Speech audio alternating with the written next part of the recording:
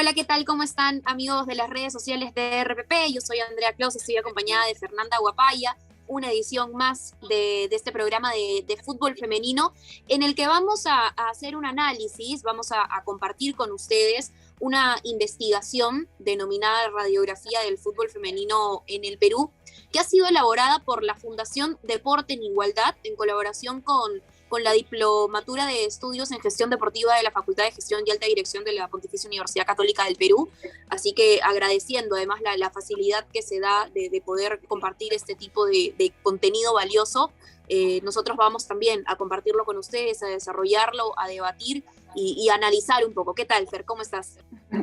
¿Qué tal, Andrea? ¿Cómo estás? Un saludo para ti, para todos los que nos ven. Y sí, tienes razón, es un estudio en realidad bastante completo, ya lo vamos a ir conversando, desmenuzando más o menos, y que creo que es necesario porque se sabe muy poco de fútbol femenino de por sí, digamos. Recién el año pasado fue televisado y me parece que se tiene que tratar el tema no solamente de los clubes que estamos viendo, sino el problema de fondo, quizá, ¿no? El tema de la poca difusión, los pocos ingresos que pueden recibir las futbolistas, y mil cosas que están mal, digamos, en tanto en la industria del fútbol femenino, y este estudio en particular toca puntos bastante interesantes que obviamente se espera que se mejore. Incluso me parece que ya vamos a arrancar con esto, hacen una especie de análisis FODA, ¿no? De fortalezas, oportunidades, debilidades y amenazas de lo que ha sido el fútbol femenino en el Perú. A ver, ¿qué te parece si arrancamos primero por lo bonito, por las fortalezas que ha habido sobre todo en el 2021 y lo que va a ser para ahora el 2022? Sí, claro, claro. Vamos con este análisis FODA que hacer inicialmente y luego vamos desmenuzando punto por punto más o menos lo que nos deja esta radiografía del fútbol femenino peruano, que se realizó además, y lo quiero precisar, tras un estudio a 137 mujeres futbolistas. Se ha conversado con muchas personas, ¿no? Pero aquí las protagonistas son las futbolistas y son 137 futbolistas que participaron de la Liga 1 2020-21, que han sido tenidas en cuenta. Digamos, ese es el universo de este estudio.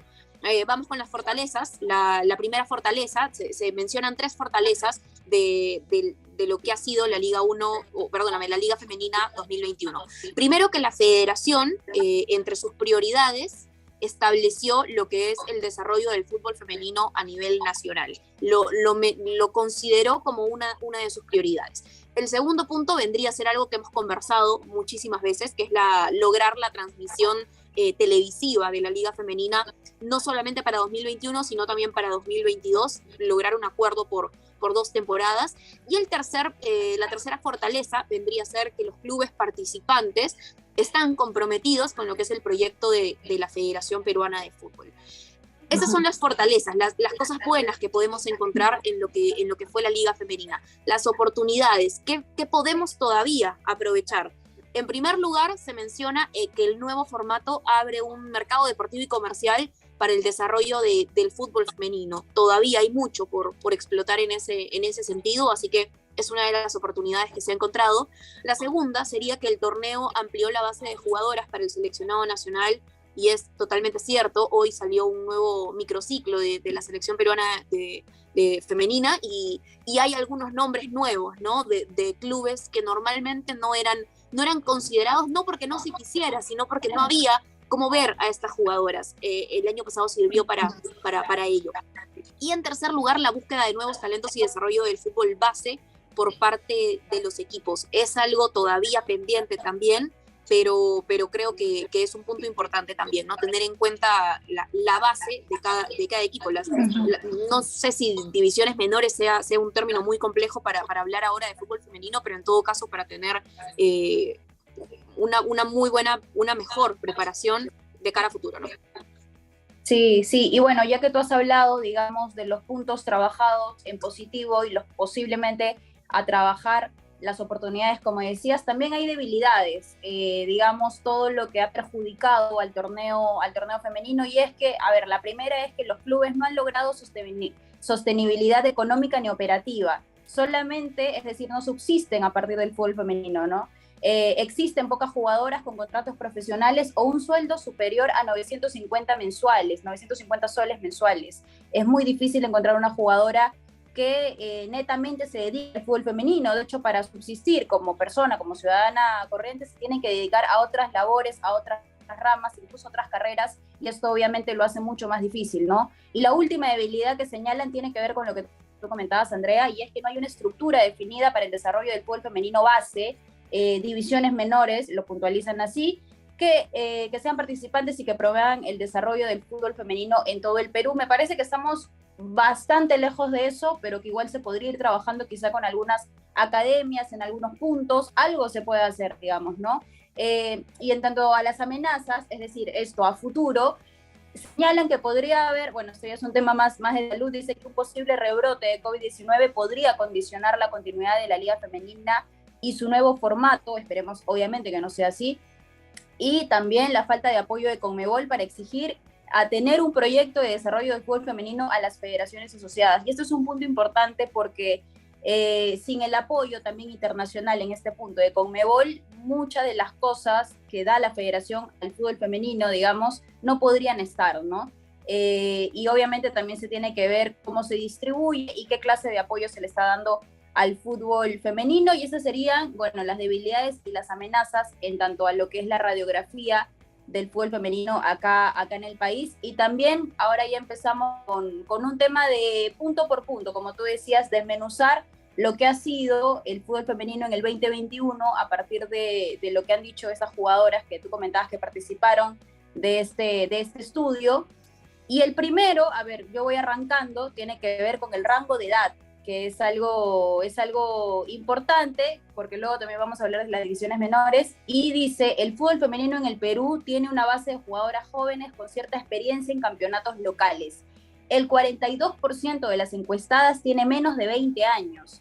Incluso dice, el 42% tiene menos de 20 años, el 28% tiene entre 21 y 25, el 21% tiene entre 26 y 30, y el 9% tiene más de 30 años, ¿no? Reconozcamos que hay jugadoras de más de 33, 34 años jugando en la Liga 1, por ejemplo, Miriam Tristán es una de ellas, en Alianza Lima tiene 34 años, 36 años, perdón. Adriana Dávila supera los 40 años también. Por ejemplo, ¿no? Entonces, ese tema del rango de edad también me parece que es importante, porque si hablas de que tienen menos de 20 años, quiere decir que hay un nicho que todavía podría seguir creciendo, ¿no? Sí, me parece que es importante y me llama la atención que el 42% sean menores de 20 años, pero yo creo que eso tiene que ver también con que los equipos femeninos no tienen divisiones menores, no tienen fútbol base en los clubes como tal, entonces todas las chicas que llegan de distintas edades, ya incluso siendo menores de edad, vienen a ser parte de lo que es el primer equipo, ¿no? Es difícil hablar de una estructura, si de por sí la estructura es complicada en el fútbol masculino, hay que imaginarnos en el fútbol femenino que no es profesional, que es amateur. Entonces, todas en un mismo saco, ¿no? Chicas que tienen mucha experiencia en torneos locales y algunas otras que quizá no tanta y que su formación está siendo el primer equipo. Y yo creo que esto suele verse o suele reflejarse cuando nos toca enfrentamientos entre clubes que tienen un promedio de edad muy bajo y algunos que tienen una mixtura, ¿no? O por poner ya un ejemplo un poco más menos frecuente, pero igual de importante, cuando nos toca ir a un torneo internacional.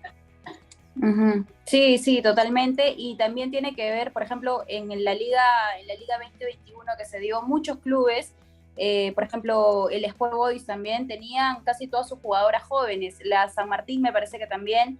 Y bueno, jugadoras de 13, 14 años. De 13 o 14 años, exactamente. Y lo peor de todo, bueno, y esto es una crítica más personal, digo, es que se lanzaban comentarios a veces sin saber, ¿no? Porque eran niñas que recién quizás estaban aprendiendo dentro de una industria tan difícil como el fútbol femenino, y cuando las goleaban 8-0, 9-0, o sea, nadie tampoco es tan valiente como para pararse en una cancha contra jugadoras de mayor experiencia quizá, pero aún así había gente que quizás no lo entendía del todo, ¿no?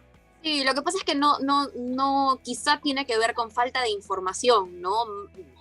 No se dan el trabajo de investigar o de saber por qué Sport Boys tiene un equipo con tantas chicas jóvenes. y la mayoría tenía que ver, o la mayoría de casos se daban porque son jugadores cedidas a préstamo de otros equipos que sí tienen la posibilidad de contar con jugadoras con un poco más de experiencia, con un poco más de jerarquía. Muchas chicas de Sport Boys pertenecían a Sporting Cristal. Entonces, por ahí pasaba el tema y yo creo que igual es importante que estas chicas puedan tener rodaje, ¿no?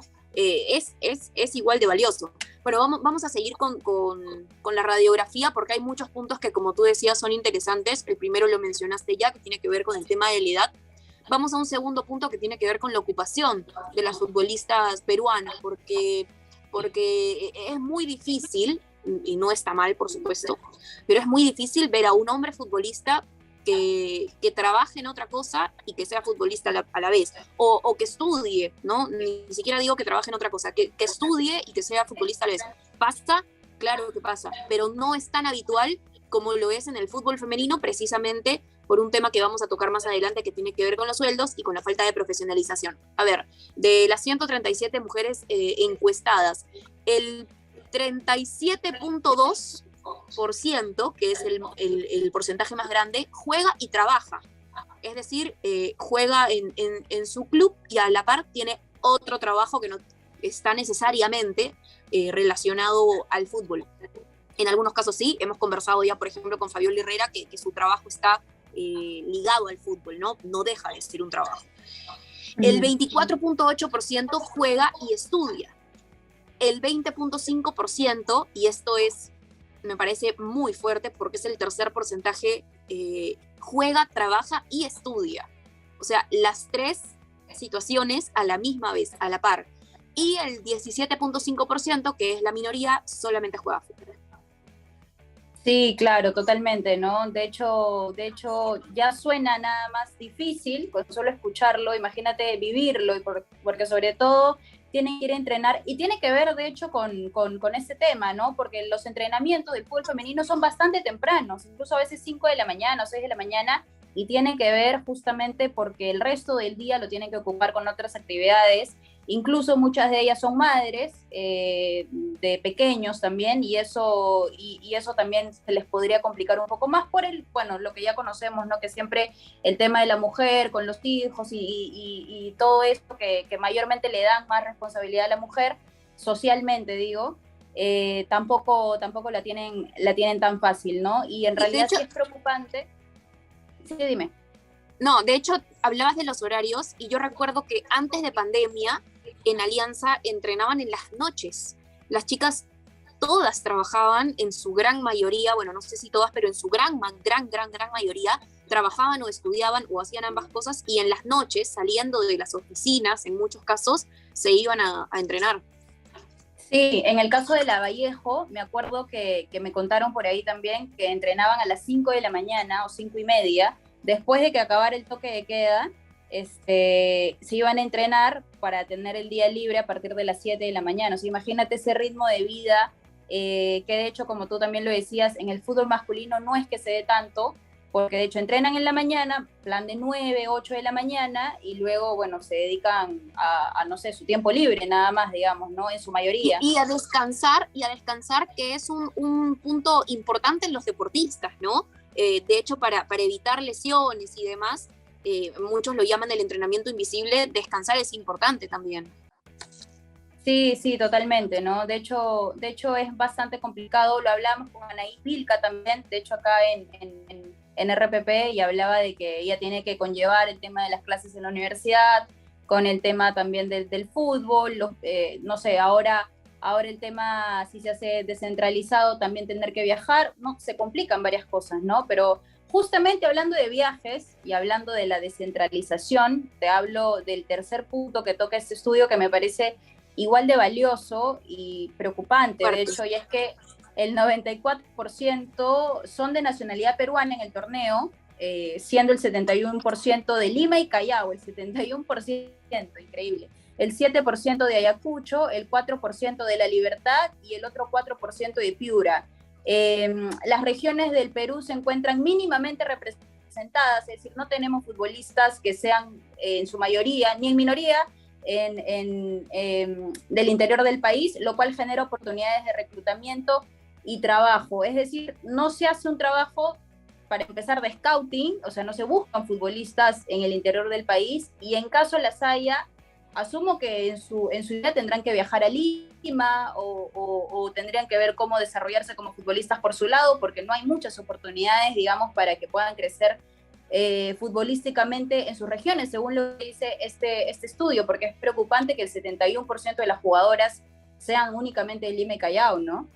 Y es una estadística que duele, en verdad, ¿no? O sea, yo me pongo a pensar en chicas que nacen, voy a mencionar alguna región o alguna provincia que no haya sido mencionada entre las que has dicho, Lima, Callao, Ayacucho, Libertad, Piura. Por ejemplo, chicas que nazcan en Cusco, que tienen su sueño en Cusco, en Ucayali, no sé, en Huancayo, chicas que tengan la ilusión de jugar al fútbol y que lo vean como algo realmente imposible o muy difícil, y no solamente por ser una disciplina amateur, no solamente por la poca solvencia económica que van a tener, sino simplemente por dónde nacieron. ¿Por dónde nacieron? Porque se les va a complicar encontrar oportunidades en sus lugares, ¿no?, de nacimiento. Entonces, seguramente muchas de ellas van a llegar a Lima para buscar alguna mayor posibilidad.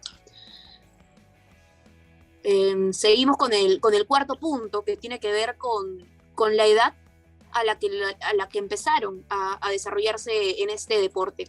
El 41% de las jugadoras encuestadas empezó a jugar fútbol antes de los 9 años. Eso me parece igual un dato positivo. Hay que ver de qué manera empezaron a jugar también, si es que habían escuelas, si es que habían academias, si es que lo hicieron de una manera formativa, o si es que simplemente con amigos en el barrio, ¿no? Sin embargo, existe un 7% de las participantes que empezaron a jugar después de los 19 años, mostrando así brechas de ingreso para las niñas y mujeres al fútbol en el Perú. Y aquí lo segmentan un poco más incluso. El 41%, es la mayoría, empezó a jugar desde antes de los 9 años, el 31% entre los 9 y los 13 años, el 22% entre los 14 y los 19, y el 6%, que es felizmente una minoría, pero que igual preocupa, después de los 19 años.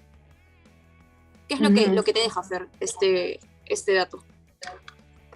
Que tiene que ver igual con el punto anterior, ¿no? El tema de la falta de oportunidades también, de la falta de lugares donde pueden quizá buscar, no profesionalizarse necesariamente, pero incluso simplemente jugar fútbol, ¿no? Como un hobby, como una especie de pasatiempo, y que por ahí, que si son buenas podrían hacerlo como su carrera, pero sí, me deja igual que está creciendo. Lo hablábamos también con Fabiola Herrera acerca de que ella tiene una academia y que van mayormente niñas, pero con este tema de la televisación creo que se puede ayudar mucho más, porque las niñas, al verlo también en la tele, le podría dar incluso ganas de jugar, ¿no? Me parece que esto podría ser una buena oportunidad, que empiecen desde más chicas, que no se tenga este tabú de que las niñas no juegan fútbol desde el colegio, que en el colegio también se imparta esta libertad para que las niñas jueguen fútbol. Porque muchas veces en los colegios es como que chicos a jugar fútbol, chicas a jugar vóley, ¿no? Totalmente. Y bueno, por parte de los padres también nace esto, ¿no? Porque si tu niña en el colegio no le permiten o no hay la posibilidad de jugar fútbol y te dice quiero jugar fútbol, no una academia donde la podría llevar, o si es que no la puedes cambiar de colegio, por supuesto, ¿no? Ve a alguna academia donde la podrías llevar.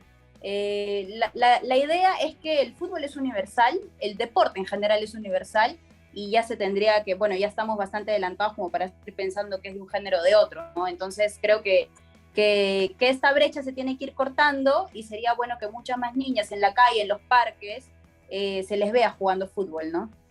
Sí, igual, a ver, yo sí me gustaría, digamos, en un futuro quizá poder tener un mayor alcance respecto a estos porcentajes de entre 9 y 13, y 14 y 19, que son 31 y 22% respectivamente, y saber de qué manera es que juegan fútbol, porque claro, es muy común ver a niños o chicos jugando con sus amigos en el barrio, y eso también está bien en el caso de las chicas, pero yo creo que si aspiran a que en algún momento pueda hacer el fútbol femenino profesional y a tener un futuro como futbolistas, sí es importante que estos inicios en el fútbol, no te hablo de menos de 9 años, pero sí quizá entre los 9 y los 13, poder tener una formación donde te enseñen algunos aspectos básicos de la táctica, qué sé yo, ¿no? Ahí por ahí un poco de la técnica, es decir, enseñar un poco más y que no sea solamente por diversión. Por supuesto que quien no quiera, que quien no tenga en mente dedicarse a eso, a ver, no quiero que se me malinterprete, porque evidentemente un niño de 10 años no sabe lo que quiere hacer a futuro, pero muchos niños, me refiero, que muchos futbolistas que hoy en día están en primera división pasaron por una academia de formación, por divisiones menores. Y a eso es a lo que voy, ¿no? No simplemente, y por supuesto hay excepciones, jugaron fútbol en su barrio y luego llegaron a un primer equipo. Hay excepciones. La idea es que en el fútbol femenino también estos casos sean simplemente excepciones y puedan también, en edad temprana, digo, poder tener una formación adecuada. Sí, totalmente de acuerdo. Y ahora el siguiente punto tiene que ver con qué pasa quizá con esa niña que llega a algún equipo y en realidad el fútbol femenino todavía es amateur y no necesariamente lo ven como una oportunidad para poder vivir de eso, ¿no? Todavía estamos, creo que, bastante lejos para que una futbolista o una niña, una adolescente diga voy a vivir del fútbol femenino, porque todavía la realidad está bastante lejana y eso tiene que ver con el punto 5, que son los acuerdos de jugadoras con clubes de fútbol local. Es decir, la formalidad, los derechos de un trabajador, ¿no?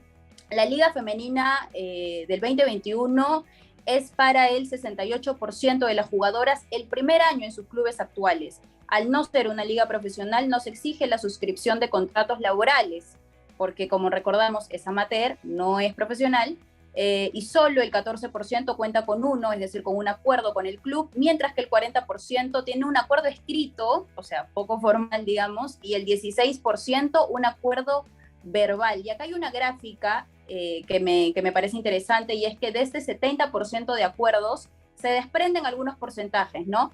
Y tiene que ver con la estabilidad y la seguridad que le puede dar un club a una jugadora, es decir, en tanto a vínculo. El 68% solamente de un año, el 12% de 1 a 2 años, el 13% de 3 a 4 años de vínculo y solamente el 7% de más de 4 años, mientras que, como recordamos, el 30% no tiene ningún acuerdo con el club, simplemente un tema de palabra o un tema escrito, pero que obviamente no representa una cierta seguridad o respaldo para la futbolista, ¿no?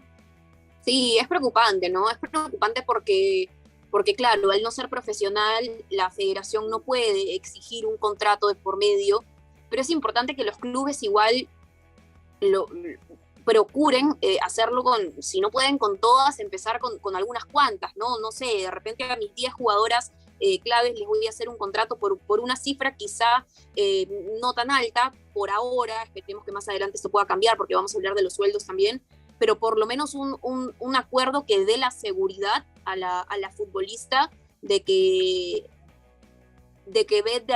pueda haber de alguna manera retribuido su trabajo. Si bien no es profesional, están defendiendo un club, ¿no? Y creería que sí, debería ser por lo menos considerado por el club como una prestación de servicio, finalmente. Pero bueno, sí, también esta informalidad me parece también lamentable. Y bueno, hablábamos del salario y es precisamente el punto número 6. El 82% de jugadoras recibe una retribución inferior a 500 soles. Ni siquiera significa que este 82% reciba 500 soles, sino 500 o menos, de 500 para abajo.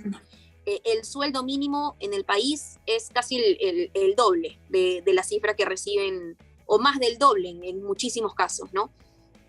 Lo que les permite principalmente cubrir sus gastos de transporte, mientras que el 13% recibe remuneraciones en el rango de 500 soles a 950, sueldo mínimo, y solamente el 5% reciben más de 950 soles. Sí, preocupante no solamente a nivel de una futbolista, sino en general de una persona que al invertir tanto tiempo, esfuerzo y ganas sea tan poco retribuida económicamente, ¿no? Me parece que habla mal, no de los clubes necesariamente, sino en general de todo el sistema fútbol que hay aquí a partir de la informalidad, justamente. Hacías tú un paralelismo con el tema del sueldo mínimo y en realidad sí es preocupante que el 5% nada más reciba más de 950, mientras que el 82% menos de 500 soles, y te habla, por supuesto, de que las chicas juegan simplemente por amor al fútbol, juegan porque les gusta, y bueno, mucha gente desde la ignorancia, porque leo comentarios por ahí en Twitter, medio de haters quizá, que dicen, para eso les pagan y ni siquiera juegan bien o bla, bla, bla, y ni siquiera saben que en realidad muchas de las jugadoras incluso hasta podrían gastar más en su nutrición, porque son muchas cosas, o sea, son muchas variables también, como la nutrición, el descanso, vitaminas o lo que sea, que muchas veces corre por cuenta propia. Entonces, sí me parece que para empezar a tener una industria más seria, se tendría que empezar también a ver el lado económico, que no es nada para desmerecer, o sea, es necesario que también las jugadoras empiecen a verlo como un trabajo serio y obviamente bien retribuido, ¿no? Sí, totalmente. Y tiene que ver también con la preparación física, ¿no? Conversábamos con Anaís el otro día y nos comentaba que no tenían la posibilidad de utilizar el gimnasio en las instalaciones de Alianza, y es algo realmente preocupante porque seguramente la mayoría de chicas que quieran estar bien físicamente van a tener que ver la manera en sus tiempos libres de poder realizar algún trabajo físico adicional, de poder acondicionarse fuera de las instalaciones del club. Y esperemos que, porque nos mencionaban ahí que ella llegó en pandemia, entonces el argumento que se utilizaba era este, y esperemos que más adelante la situación cambie en ese sentido también, ¿no? Sí, sí, totalmente. Sí, porque muchas chicas, y también lo decía Anaís, quizá están pasando por este tema del fútbol femenino, pero no lo ven a largo plazo. Incluso Anaís decía, no estoy tan segura de continuar en el fútbol femenino. Claro, no estoy tan segura de continuar en el fútbol femenino porque no lo ve pues como un campo donde se pueda desarrollar no solamente a nivel profesional, sino personal. Entonces, se ve muy lejano, ¿no? Se ve muy lejano, y con estas estadísticas mucho más todavía. Así es. Y bueno, hablando sobre todo de la experiencia de las jugadoras y el recorrido que puedan tener, el punto 7 y el último es cerca de la participación en torneos de fútbol femenino. Con respecto a esto, solo el 34% de las futbolistas han participado por primera vez en un torneo organizado por la Federación Peruana de Fútbol, que por esta oportunidad se jugó íntegramente en la ciudad de Lima. Y acá también hay otra gráfica que te habla de cuántas veces han participado en torneos. El 42% más de 4 veces, el 9% 3 veces, el 15% 2 veces y el 34% solamente una vez. Y quizá tiene que ver también con lo que hablábamos puntos más arriba, de que muchas jugadoras han llegado y bueno, las ponen a jugar, pero no necesariamente tienen la experiencia o el recorrido a comparación de sus rivales, quizá, ¿no? Sí, sí, y hay algo que también, mencionabas que, claro, hacías la salvedad de que el torneo se jugó íntegramente en Lima, y creo que teniendo en cuenta todo lo que hemos mencionado antes, lo complicado que va a ser este año, ¿no? Lo complicado que va a ser para este gran porcentaje de chicas que mencionábamos, que estudian, trabajan y juegan a la misma vez, y van a tener que viajar a provincia, y en muchos casos, chicas que hacen estas tres actividades en paralelo ganan menos de 500 soles, entonces necesitan sí o sí de un ingreso extra para subsistir, más allá de que se juegue fines de semana, porque claro, en la mayoría en muchos trabajos seguramente el horario es de lunes a viernes, pero hay tantos otros que no, y seguramente se pueden ver perjudicadas. Pero no era el último punto, Fera, tenemos uno más. Sí me di cuenta, se me fue. Tenemos uno más que también me parece importante, tiene que ver con la audiencia. Según un estudio realizado por TV Data 8.0 acerca de la transmisión televisiva de la final, solamente de la final de la Liga Femenina 2021, que fue entre Alianza Lima y Universitario, se visualiza el gran impacto, que tuvo para muchos fanáticos y seguidores de este deporte. La audiencia, según indican, estuvo compuesta por hombres y mujeres de diversos niveles socioeconómicos y edad, y aquí lo distribuyen de la siguiente manera: 218.000 televidentes solamente en la final, 218.000. El 58% de nivel socioeconómico A y B, el 40% de nivel socioeconómico C, y solamente el 2% de nivel socioeconómico D y E. Y además hacen también la distribución del género y hacen la distribución de la edad. Vamos a ir primero con la distribución del género, ¿ya? 38% de los televidentes fueron mujeres y 62% fueron hombres. Hay una diferencia marcada ahí también. Hay una diferencia, 38 contra 62. Y la edad, el tema de la edad, que también me sorprendió, menos del 25%, perdóname, menos de 25 años, 25%. De 26 a 37, 10%.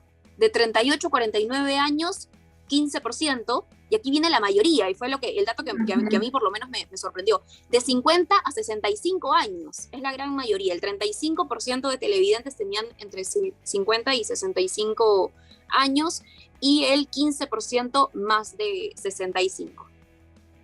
Sí, sí, sorprendente que justamente el rango de edad que más dio esta final fuera entre 50 y 65 años, ¿no? Quizás puede ser porque en tanto a generación, digamos, no han visto un suceso que haya tenido tanta relevancia quizá en los medios en su época, porque en su época el fútbol femenino no era nada, ¿no? Entonces, en ese sentido quizás les ha llamado la atención, y además también convengamos que eran dos clubes, los dos más populares del país, Alianza Lima y Universitario, los que disputaron la final, y quizá eso también podría responder el tema de la composición de la audiencia por género, 62% de hombre, 38% de mujer. Recordemos a todos los barristas que estaban fuera de las sedes de concentración de cada equipo. Me parece que más allá de ver solamente el tema de la final, también sería bueno, seguramente para otro análisis, poder ver cuánta gente y en qué nivel socioeconómico y en qué edad de un partido, quizá no entre los dos más populares, ¿no? Quizá en un partido entre, no sé, un equipo A y un equipo B, simplemente para ver en general cuál es el verdadero interés que pueda tener el ciudadano de a pie por el fútbol femenino, ¿no? Sí, y solamente unos apuntes finales. No, igual yo no me animaría a decir que el fútbol femenino antes no era nada, porque en algún momento la selección peruana femenina consiguió un tercer lugar en una Copa América, ¿no? El tema, creería, y pasa por lo que dices, que no era tan accesible poder ver este tipo de partidos, ¿no? Entonces, por ahí creo que podría ir. E igual, más allá de que la diferencia de género es marcada, 38 contra 62, me parece importante que casi 40% de los televidentes hayan sido mujeres. Creo que es un dato que es importante y que seguramente con el pasar del tiempo va a seguir creciendo. Y sí, a mí también me gustaría conocer la audiencia que tuvo en general la liga, ¿no? Pero seguramente más adelante podremos tener acceso a esos datos y también compartirlos por aquí. Sí, así es. Bueno, Andrea, ya estamos llegando al final. El productor nos está escribiendo por ahí que ya nos dice que nos vayamos. Ya nos está votando, Jeremy. No, mentira. No, mentira, un abrazo para él, pero sí, este programa en general me parece que ha sido bastante didáctico y bueno para que la gente también sepa un poquito más de cómo se está manejando el fútbol femenino, cuál es la actualidad del fútbol femenino y lo que podría mejorar a futuro. Como siempre, por RPP, nosotros cada semana tenemos aquí programas acerca de fútbol femenino, ya va a venir también programas de la liga, también más entrevistas y bueno, este programa en particular me parece que queda mucho más para reflexionar, ¿no? Sí, y me gustaría también invitar a la gente que ha llegado hasta aquí, primero agradecerles llegar hasta aquí y de que nos dejen en los comentarios cuál es el dato de todos los que hemos dado que más les sorprendió, que más les llamó la atención, quizá, ¿no? Que nos dejen ahí en los comentarios, que nosotras los vamos a revisar y bueno, que se suscriban también, que activen ahí la campanita porque tenemos información para todos los gustos. Así es, bueno, con nosotros hasta una próxima oportunidad. Chao. Chau, chau.